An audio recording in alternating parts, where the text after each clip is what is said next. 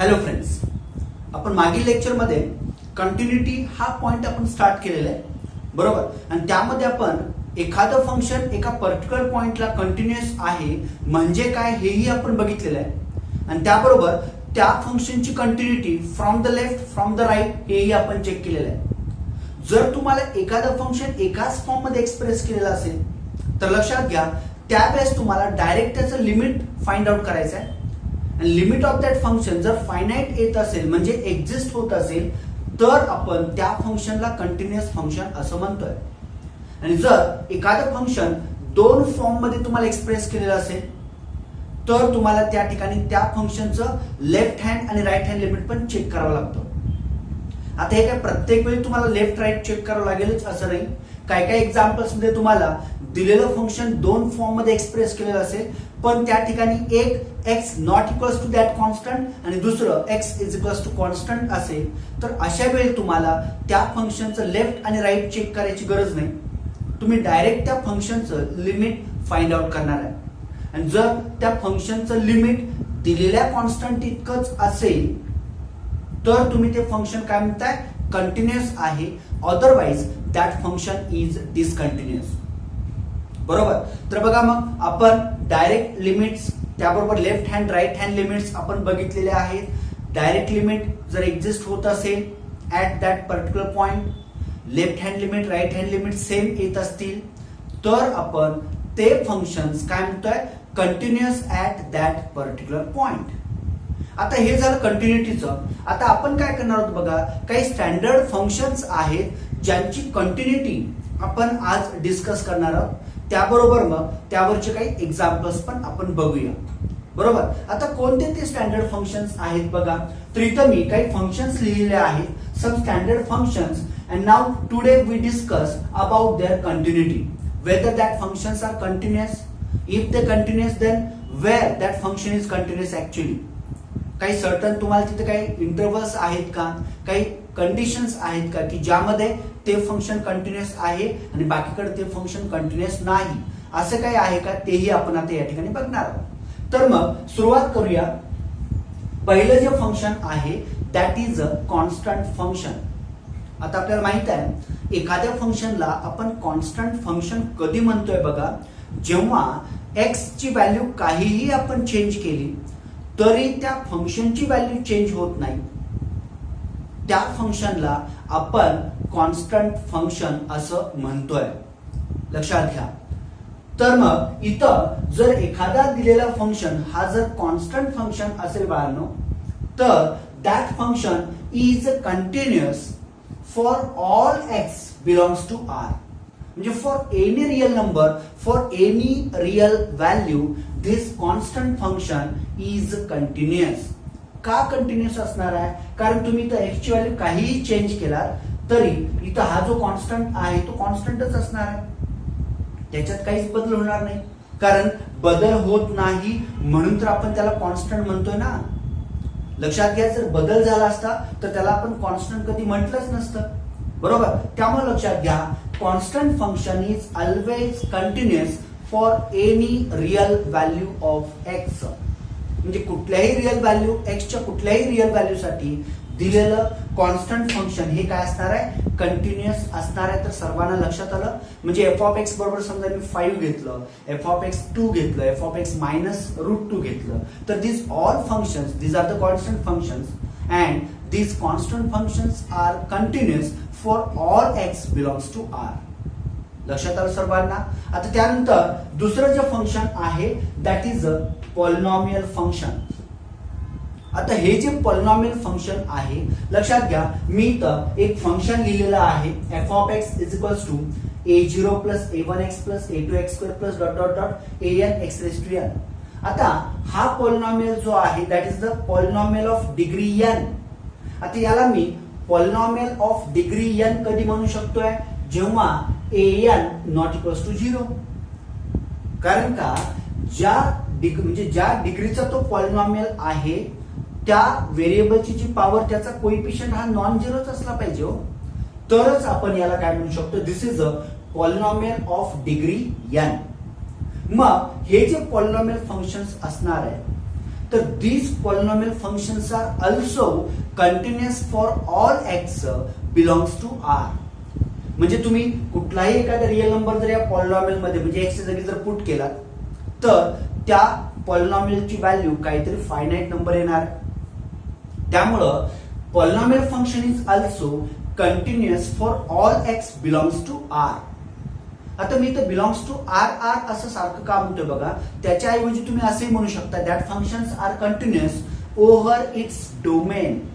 आता तुम्हाला माहित आहे जर एखादं function f from A to B असेल, suppose f is a given function from A to B, means f is a relation such that every element belongs to A have unique image in set B, then that relation is said to be function. बरोबर. आणि यामध्ये आपण या A ला काय म्हणतोय, A is a domain आणि B ला आपण काय म्हणतोय, कोडोमेन. बरोबर ना. आणि इमेजेसचं सगळ्या कलेक्शन जर केलं आणि ते जर त्या B इतकंच असेल किंवा कंप्लीट बी हा जर इमेजचा सेट असेल तर त्या बी ला आपण काय म्हणू शकतो, रेंज सुद्धा म्हणतोय. हे तुम्हाला फंक्शन मध्ये झालेलं आहे, तुम्हाला माहित आहे हे सगळं. बरोबर. म्हणजे ए ला आपण डोमेन म्हणतोय, बी ला आपण काय म्हणतोय, कोडोमेन म्हणतोय. मग तुम्ही या फंक्शनचे वेगवेगळे डिफरंट टाइप्स बघितलेला आहात. 1-1 फंक्शन असेल, ऑन-टू फंक्शन असेल, बरोबर ना, ज्याला आपण सर्जेक्टिव्ह इंजेक्टिव्ह असं सुद्धा म्हणतोय. बरोबर ना. त्यानंतर मेनी वन फंक्शन असेल. बरोबर. ही जी टाइप्स तुम्ही बघितलेला आहात त्यामध्ये तुम्हाला लक्षात आलेलं असेल डोमेन काय आणि कोडोमेन काय आहे आणि इमेज म्हणजे काय हे तुम्हाला लक्षात येईल.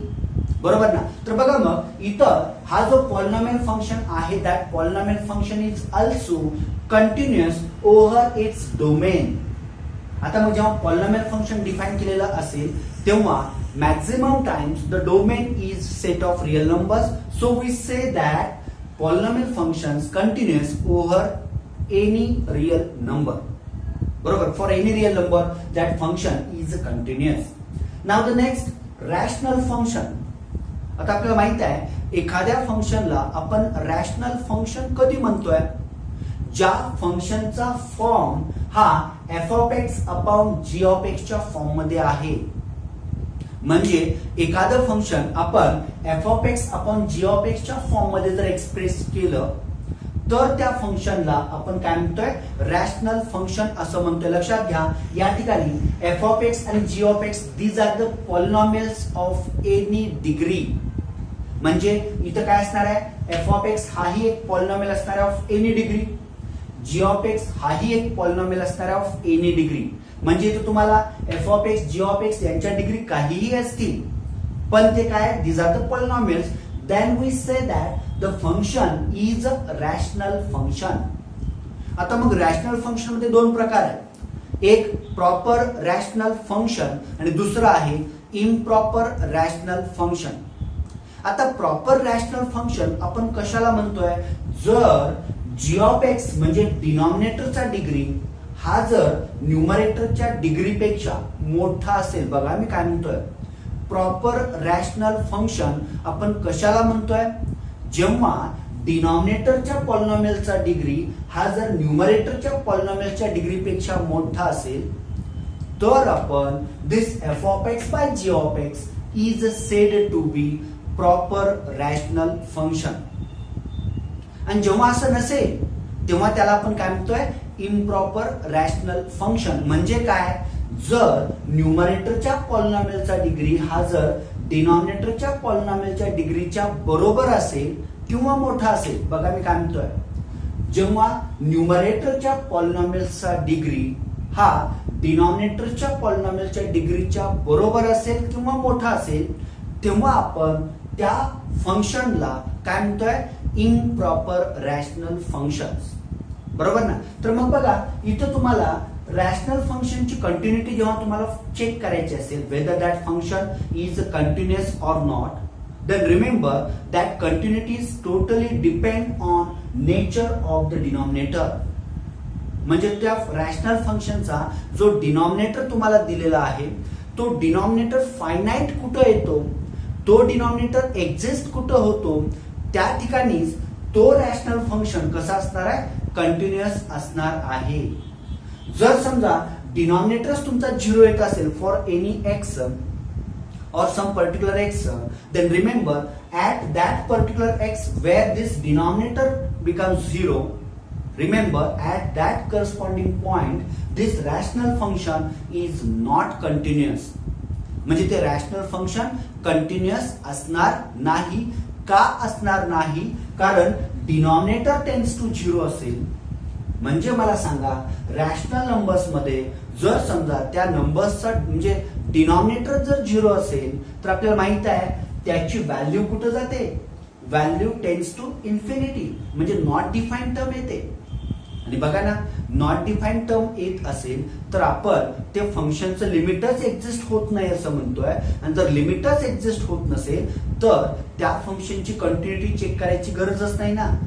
कारण आपण कंटिन्युटी ऑफ फंक्शन कधी चेक करतोय? जेव्हा त्या पर्टिक्युलर फंक्शनची value at that particular point is a finite.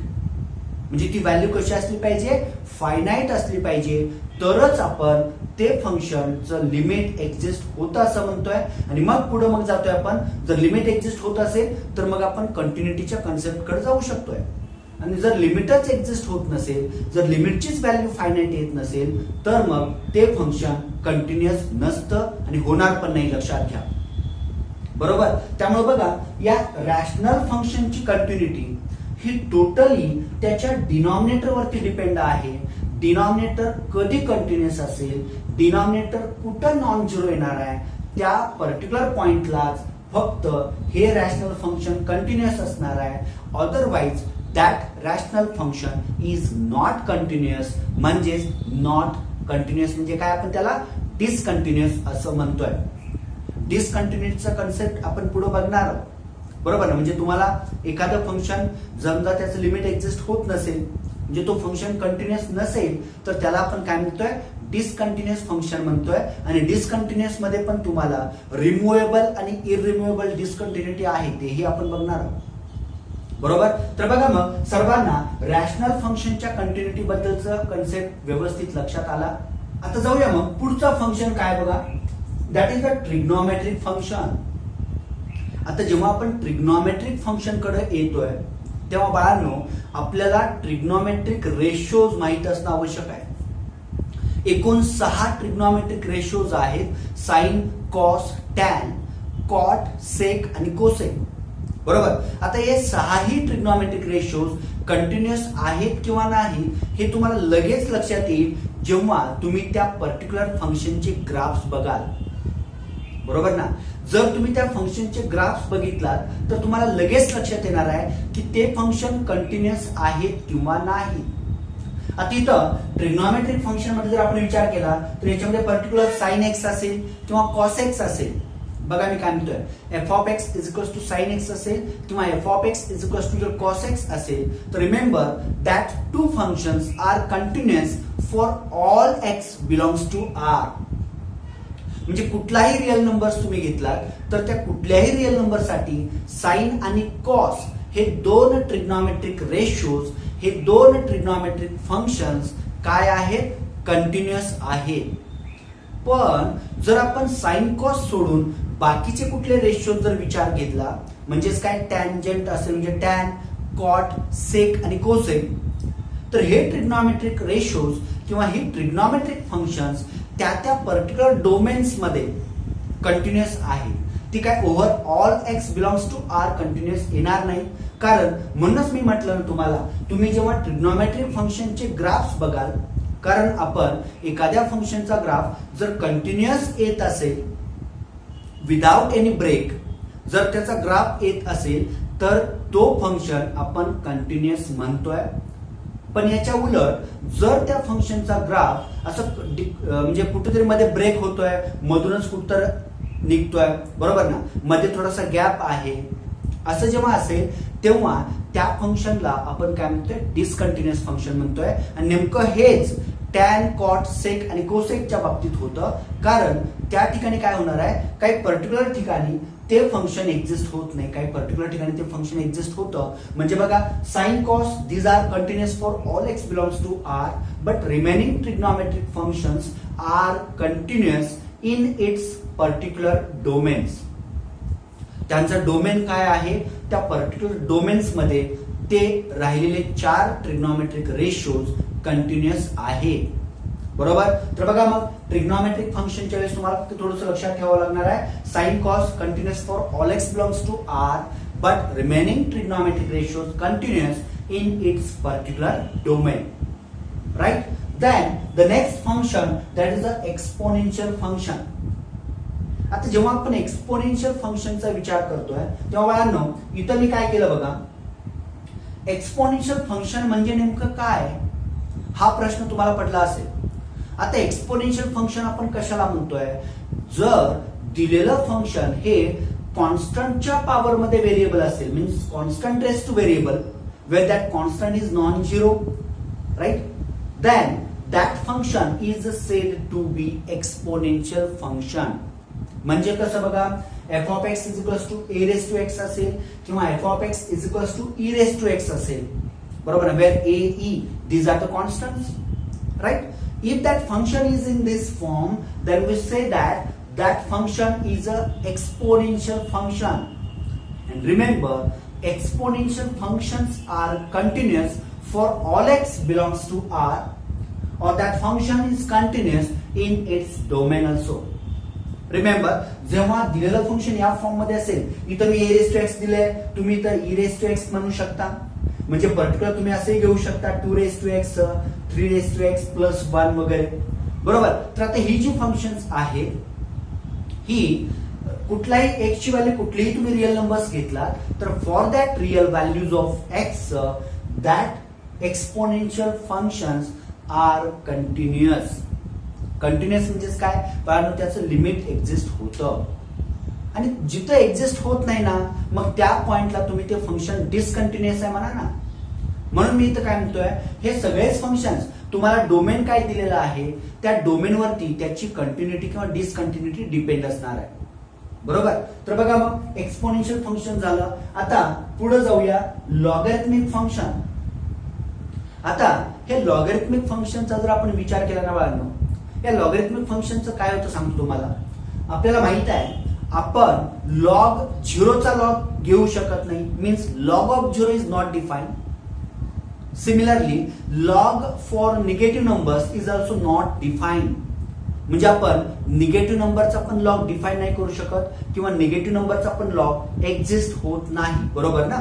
म्हणजे लॉग जर आपल्याला डिफाईन करायचा असेल तर तो नंबर ज्याचा आपण लॉग घेतोय ना that number must be a positive number. Means we find logarithm of positive numbers only. त्यामुळं जेव्हा आपण लॉगॅरिथमिक फंक्शनचा विचार करतोय तेव्हा लक्षात घ्या, तो जो नंबर आहे किंवा तो जो व्हेरिएबल आहे तो व्हेरिएबल बिलॉंग्स टू काय असला पाहिजे, set of positive real numbers. म्हणजे तो एक्स जर पॉझिटिव्ह रिअल नंबर्स असेल तर आणि तरच आपण तो लॉगॅरिथमिक फंक्शन काय करू शकतो, डिफाईन करू शकतोय. Otherwise that logarithmic function can't be define. And if the function is not define then we say that function is not continuous. कारण for continuity that function must be defined over that particular point or in the neighbourhood of that point. बरोबर. तो function कसा असला पाहिजे, त्या पॉइंटला किंवा त्या पॉइंटच्या नेबरहुड मध्ये तो फंक्शन डिफाईन झाला पाहिजे. डिफाईन त्याच्यानंतर तो फंक्शन त्या ठिकाणी एक्झिस्ट झाला पाहिजे आणि त्या फंक्शनचं लेफ्ट हँड आणि राईट हँड लिमिट पण इक्वल असलं पाहिजे. बरोबर. आता मग मला सांगा, जर तो नंबरच निगेटिव्ह असेल म्हणजे लॉग ऑफ निगेटिव्ह नंबर आपण डिफाईनच करू शकत नाही, सांगू शकत नाही त्याची व्हॅल्यू, तर मला सांगा मग तिथं ते फंक्शन कसं काय डिफाईन होणार आहे किंवा कसं काय कंटिन्युअस असणार आहे. Not possible. So remember, for logarithmic function that x belongs to R plus, this is very important. म्हणजे तो जो एक्स आहे ज्याचा तुम्ही लॉग घेताय तो एक्स हा पॉझिटिव्ह रिअल नंबरच असला पाहिजे तर आणि तरच ते फंक्शन काय असणार आहे, continuous function. Means logarithmic functions are continuous over positive real numbers. and for remaining all that function is not continuous means that function is discontinuous. बरोबर ना. आता त्याच्यानंतर तुम्ही स्टेप फंक्शन ज्याला तुम्ही ग्रेटेस्ट इंटिजर फंक्शन म्हणताय, आता त्याचाही ग्राफ जर तुम्ही बघितला, ग्रेटेस्ट इंटिजर फंक्शन त्याला स्टेप फंक्शन का म्हणतात, कारण तो त्या त्या इंटरव्हल मध्ये कंटिन्युअस येतो, त्या त्या इंटरव्हल मध्ये, म्हणजे असं स्टेप सारखं तो फंक्शन येतो म्हणून त्याला आपण स्टेप फंक्शन म्हणतोय. So remember that step function और greatest integer function is not continuous. बरोबर आहे, तो कंटिन्युअस नाहीये. हा, जर तुम्ही तो इंटरव्हल घेतला पर्टिक्युलर तर त्या इंटरव्हल मध्ये करायचं तो कंटिन्युअस होईल सर्टन एखाद्या पॉइंटला, पण ओव्हरऑल ऑल म्हणजे एक्स बिलॉंग्स टू आर साठी that function is not continuous. बरोबर. त्या पद्धतीने तुम्ही सिग्नम फंक्शन बघा, मॉड्युलस फंक्शन बघा, त्यांचे जर तुम्ही ग्राफ्स बघितलात तर तुम्हाला त्यांची कंटिन्युटी लक्षात येईल. एक साधं लॉजिक तुम्ही लक्षात ठेवा, ज्या फंक्शनचा ग्राफ सलग आला, कंटिन्युअस आला, तो फंक्शन कंटिन्युअस आहे. ज्या फंक्शनचा ग्राफ मध्येच ब्रेक झाला, नंतर पुढे आला, मध्येच ब्रेक झाला, that is a discontinuous function. बरोबर ना. आणि मग आपण काय करू शकतोय, काही फंक्शनची डिसकंटिन्युटी आपण रिमूव्ह करू शकतोय, ज्याला आपण रिमुव्हेबल डिसकंटिन्युटी असं म्हणतोय.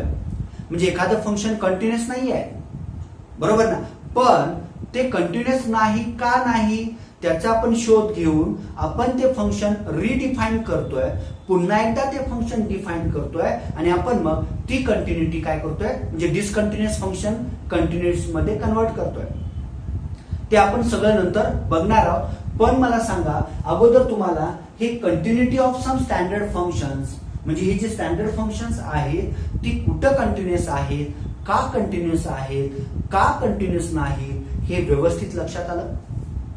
आता बघा ना, कंटिन्युटीज ऑफ सम स्टँडर्ड फंक्शन्स आपण बघितल्यानंतर आता काय करणार आहोत, प्रॉपर्टीज ऑफ कंटिन्युअस फंक्शन. आता काय प्रॉपर्टीज आहेत बघा. आता या प्रॉपर्टीज व्यवस्थित लक्षात घ्या, म्हणजे तुम्हाला एक्झाम्पल सॉल्व्ह करताना काही अडचण येणार नाही. आणि प्रॉपर्टीज पण फार काय अवघड नाही, there are very simple properties are that. आता इथं मी असं लिहितोय बघा, f of x, g of x, these are continuous functions. These are continuous functions at x is equals to a. म्हणजे f of x, g of x हे काय आहेत, these are the continuous functions at x is equals to a. Then आता बघा हे दोन functions काय continuous आहे, बरोबर ना. कंटिन्युअस आहेत म्हणजे इथं दोन गोष्टी आहेत, एक त्याचं लिमिट त्या पर्टिक्युलर पॉइंटला एक्झिस्ट झालं पाहिजे, left hand right hand same असलं पाहिजे, आणि त्या पर्टिक्युलर पॉइंटला ते फंक्शन्स डिफाईन झाले पाहिजे. या बेसिक कंडिशन्स त्यामध्ये आहेतच.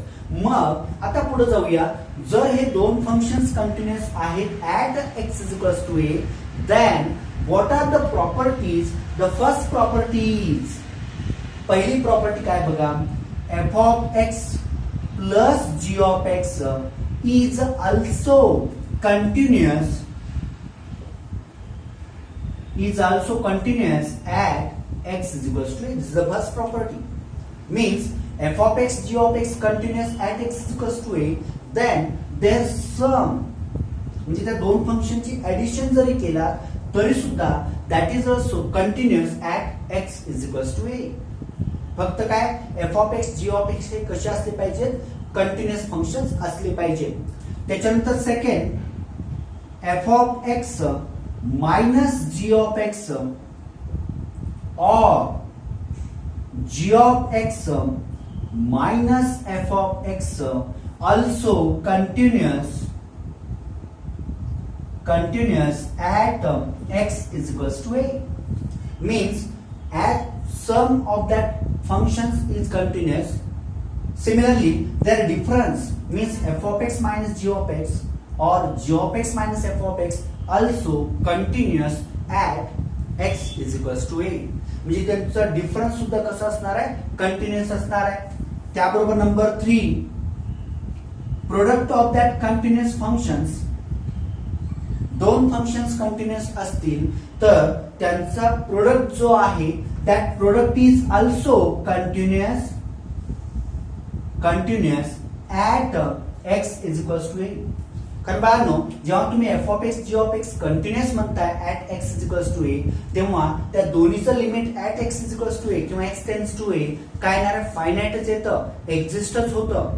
त्यामुळं जर ते दोन फंक्शन्स कंटिन्युअस असतील तर त्यांची ऍडिशन कंटिन्युअस आहे, सबट्रॅक्शन कंटिन्युअस आहे, प्रोडक्ट कंटिन्युअस आहे at the same point, means at x is equals to a.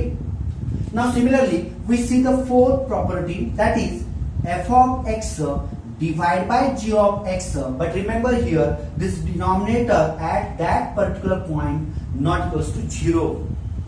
बरोबर ना. म्हणजे आता बघा ना, दोन्ही फंक्शन्स कंटिन्युअस आहेत at x is equals to a. समजा g of x ची व्हॅल्यू 0 आली, आता 0 फायनाइट आहे म्हणजे कंटिन्युअस आहे, पण जेव्हा तुम्ही त्यांचा रेशो घेताय म्हणजे रॅशनल फंक्शनचा विचार करताय तेव्हा मात्र डिनॉमिनेटर जो आहे, डिनॉमिनेटरचा function that is continuous but not equals to 0 at x is equals to a, then only that ratio is continuous, continuous at x is equals to a. बरोबर. आणि त्याच्यानंतर नेक्स्ट घ्या fifth property, means f composite g of x, म्हणजेच काय याला आपण f of g of x असं म्हणतोय, किंवा g composite f of x जी आपण g of f of x लिहितोय. बघा, means if two functions are continuous then their composite function is also continuous. म्हणजे इथे f of x g of x continuous असतील तर त्यांचं कंपोजिट फंक्शन सुद्धा काय असणार आहे, that is also continuous, that is also continuous at x is equals to a. तर बघा, या प्रॉपर्टीज व्यवस्थित लक्षात आलेत का? बघा, दोन फंक्शन्स कंटिन्युअस असतील तर त्यांचं ऍडिशन, त्यांचा डिफरन्स, त्यांचं प्रोडक्ट, त्यांचं डिव्हिजन आणि त्यांचं कंपोजिशन हे सगळं कसं असणार आहे, continuous at x is equals to a और continuous at that particular points where that given functions are continuous. फक्त इथं काय होतं, जेव्हा तुम्ही f of x by g of एक्सचा विचार करताय, जेव्हा डिव्हिजनचा विचार करताय तेव्हा मात्र that denominator must be not equals to 0. Remember, हे खूप महत्वाचं आहे. तर बघा, या प्रॉपर्टीज आहेत कंटिन्युटीच्या म्हणजे कंटिन्युअस फंक्शनच्या. या प्रॉपर्टीज जर तुम्हाला व्यवस्थित लक्षात आल्या असतील ना बाळांनो, आपण काय करतोय बघा, आता नेक्स्ट लेक्चरला याच्यावरचे एक्झाम्पल्स बघूया. नेक्स्ट लेक्चरला आपण जर फंक्शन कंटिन्युअस नसेल तर डिसकंटिन्युटी म्हणजे काय तेही आपण बघूया. बरोबर ना. म्हणजे डिसकंटिन्युटी रिमूव्ह कशी करायची त्याच्याशी रिलेटेड पण कन्सेप्ट आपण नेक्स्ट लेक्चरला किंवा त्याच्या पुढच्या लेक्चरला आपण बघूया. चालतं. तर इथं आपण थांबतोय. सर्वांना हे व्यवस्थित लक्षात आलं का? बघा, तुम्हीही कंटिन्युटीशी रिलेटेड कन्सेप्ट तुम्ही बघा, सर्च करा. कंटिन्युअस फंक्शन मी जे मगाशी सांगितलं, ग्रेटेस्ट इंटिजर फंक्शन असेल किंवा लिस्ट इंटिजर फंक्शन्स बघा, त्याच्यानंतर सिग्नम फंक्शन बघा, मॉड्युलस फंक्शन बघा, त्यांची कंटिन्युटी काय आहे तेही तुम्ही बघा, कारण त्यांची ग्राफ्स वरून तुम्ही डायरेक्ट त्या फंक्शनची कंटिन्युटी सांगू शकताय. तर सर्वांना हे लक्षात आलं. नेक्स्ट लेक्चरला याच्यावरचे एक्झाम्पल्स आपण बघणार आहोत.